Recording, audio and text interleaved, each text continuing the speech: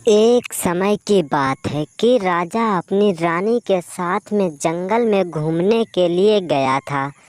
तभी रानी उससे कहती है कि सुनो राजा जी, आप मेरी बातों को सुनते क्यों नहीं हैं? आपकी प्रजा आजकल बहुत ही लालची हो चुकी है। इतना सोचने पर राजा कहते हैं ऐसा नहीं हो सकता, हमारी प्रजा हमारे लिए जान भी दे सकती है।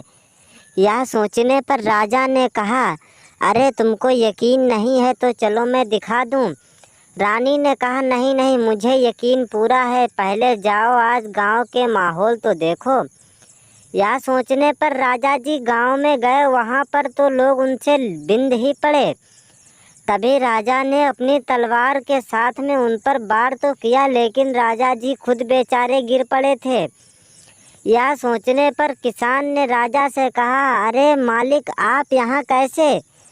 राजा ने कहा, मैं यहाँ तुम सभी लोगों का मुआयना करने के लिए आया था।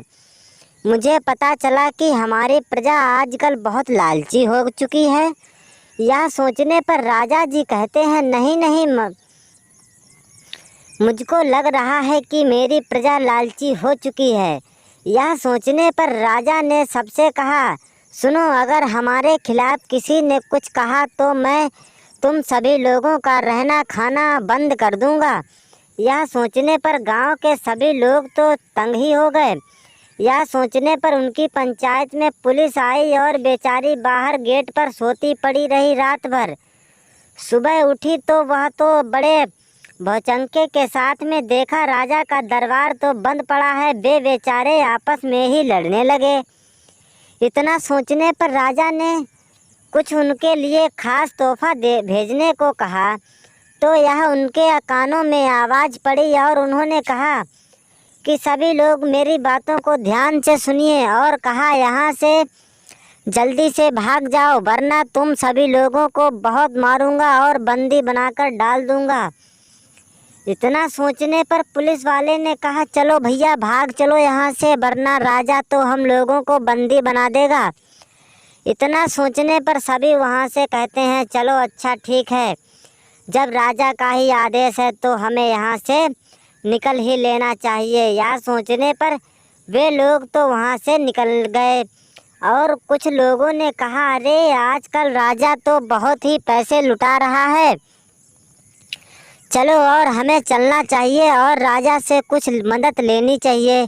यह सोचने पर सभी लोग तो वहाँ पर चले और इसी बीच में चुड़ैल ने भी भाई हाथ मार लिया। वह भी गई तो उसने देखा कि भाई, अरे यहाँ तो सब अपना ही नज़ारा दिख रहा है। इतना सोचने पर चुड़ैल कहती है कि सुनो, मुझे भी अपने साथ ले चलो, मुझे भी राजा से कुछ लेना है। यह सोचने पर सभी लोग तो कहते हैं, इतना क्या हो गया है मेरी प्रजा को? लगता है राजा तो अब कुछ करेगा ही।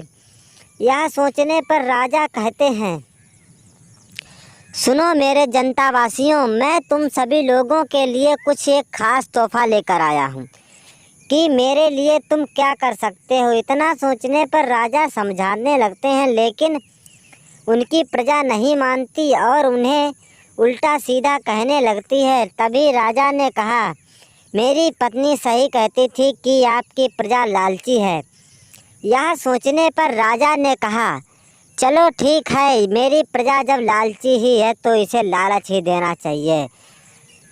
कि राजा ने कहा, तुम सभी लोग हमारे ही पास काम करते थे और हमको ही धोखा देने लगे हो। यह सोचने पर राजा ने कहा कि लालच बड़ी बुरी बला होती है और लालच नहीं करना चाहिए, क्योंकि ऐसी चीज़ों पर किसी का भी हाथ आ सकता है। और राजा ने उन सभी लोगों को बंद